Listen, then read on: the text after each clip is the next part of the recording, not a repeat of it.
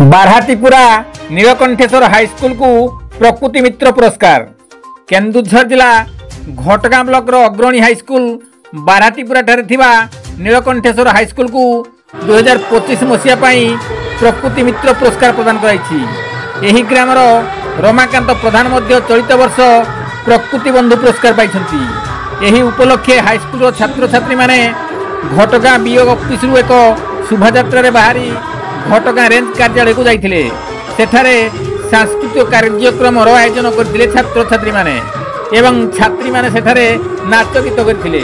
सेठारु block कार्यालय को जाई पुरस्कार ग्रहण करछंती।